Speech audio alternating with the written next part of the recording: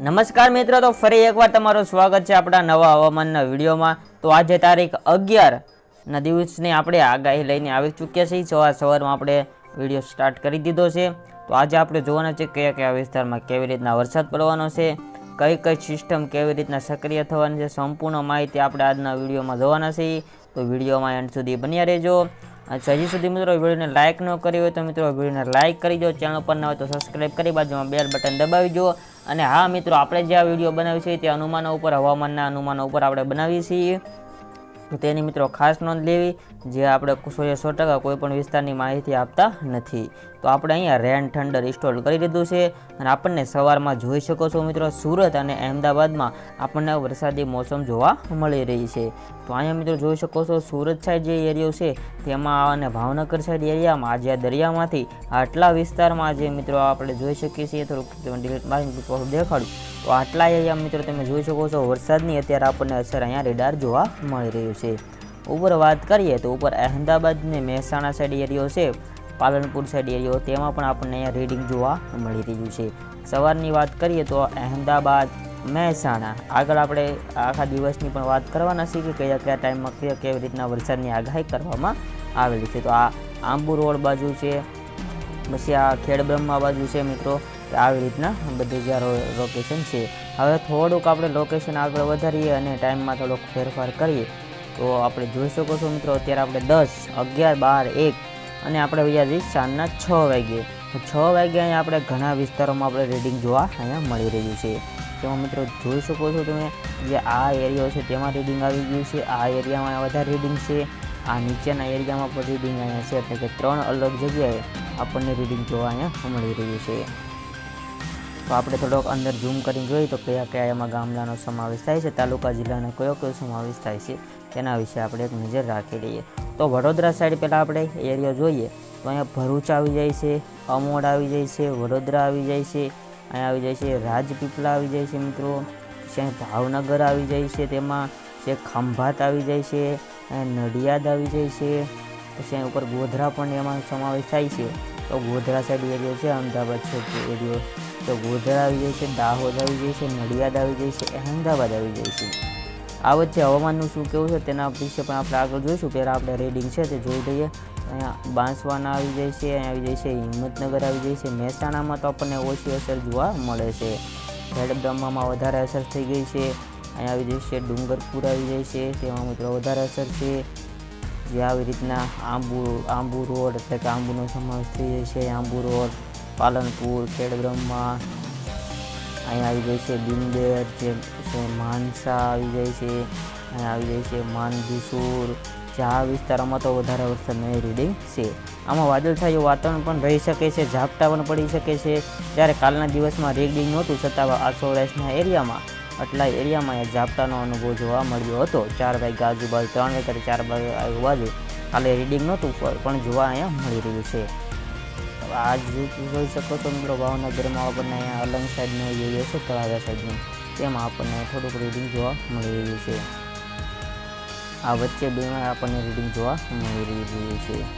તો આ છે આ વચ્ચે આ બધું તો આપણે જોઈ લીધું, પણ આ વચ્ચે હવામાન વિભાગનું શું કહેવું છે તેના ઉપર એક નજર નાખીએ તો હવામાન વિભાગે આવતા 24 કલાક દક્ષિણ ગુજરાત માટે ભારે મોટા જે છે મોટા ભાગના જિલ્લાઓમાં અતિ ભારે વરસાદની આગાહી કરવામાં આવી છે। તો આ રીડિંગમાં આપણે જોઈ લઈએ તો જામનગર આપણે અહીંયા રહી ગયું હતું, જૂનાગઢમાં પણ આ વિસ્તારો અસર આપણને થોડી થોડી જોવા મળી શકે છે, ઝાપટા જેવી અસર જોવા મિત્રો મળી શકે છે, કન્ટિન્યુ વરસાદ નથી।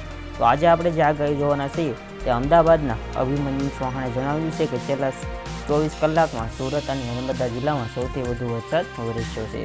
તો ગુજરાતમાં સામાન્ય કરતાં 49% વરસાદ વધારે પડ્યો છે।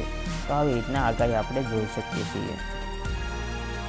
તો ગુજરાતમાં સામાન્ય કરતાં 49% વધારે વરસાદ પડ્યો છે, ત્યારે ગુજરાતમાં આગામી 2 દિવસ ભારે અતિ ભારે વરસાદની હવામાન વિભાગ દ્વારા આગાહી આપવામાં આવી રહી છે।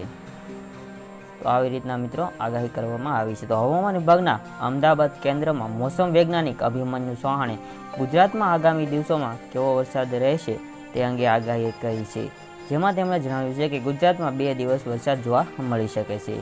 અતિ ભારે વરસાદની આગાહી સાથે ઓરેન્જ એલર્ટ આપવામાં આવી રહ્યું છે, જે દક્ષિણ ગુજરાતના મોટાભાગના જિલ્લાઓમાં છે, તેમાં મિત્રો આવી રીતના એલર્ટ આપવામાં આવી રહ્યું છે. તો આ સાથે વડોદરા ભારે વરસાદની શક્યતા હશે.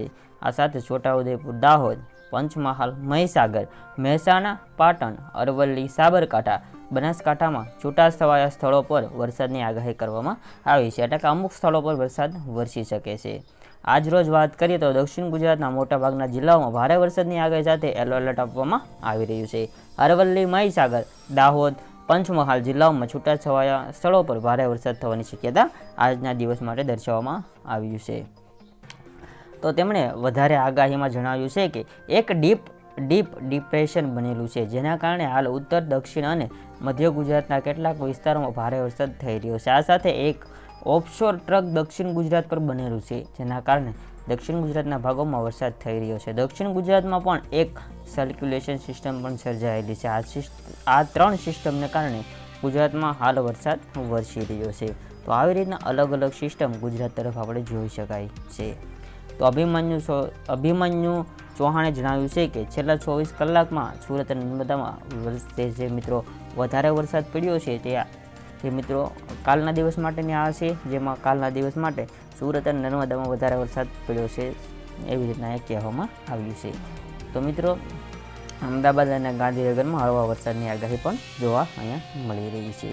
તો આવી રીતના હવામાન વિભાગ દ્વારા અલગ અલગ સ્થળો પર અલગ અલગ આગાહી કરવામાં આવી રહી છે.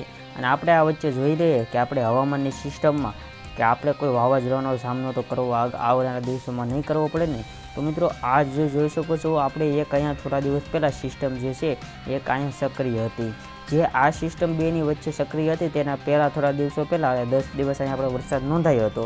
તે અહીંયા પવનોની દિશા અત્યારે આપણે ભેગા થવા જોઈ શકીએ છીએ. તો ઝૂમ કરીને બતાવું ને મિત્રો, તો અહીંયા થોડાક પવનો ભેગા થઈ રહ્યા છે અહીંયા. તો આ હવે વાવાઝોડામાં બનશે કે નહીં તે આપણે આગલા વિડીયોમાં જોઈશું.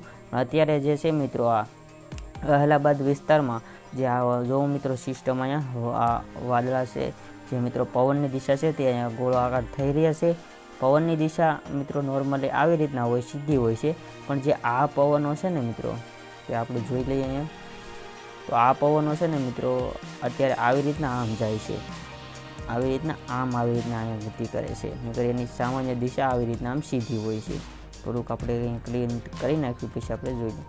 તો આવી રીતના મિત્રો બીજો તો કોઈ આપણને અહીંયા પણ વાવાઝોડાનો ખતરો જોવા નથી મળતો, અહીંયા ખતરો નથી જોવા મળતો, અહીંયા ખતરો જોવા નથી મળતો, અહીંયા ખતરો જોવા નથી મળતો. એટલે વાવાઝોડાનો બીજો કોઈ આપણને ખતરો જોવા મળતો નથી. તો આવી રીતના મિત્રો આજની સંપૂર્ણ આગાહી આપણે કવર કરી લીધી છે. તો આજનો વિડીયો અહીંયા પૂરો કરવા આપણે જઈ રહ્યા છીએ. તો આજનો વિડીયોને લાઇક ન કરી હોય તો મિત્રો વિડીયોને લાઇક કરી દો, ચેનલ પર ન હોય તો સબસ્ક્રાઈબ કરી બાજુમાં બેલ બટન દબાવી દો. મળીએ આવા જ બીજા વિડીયો સાથે. જય હિન્દ, વંદે માતરમ.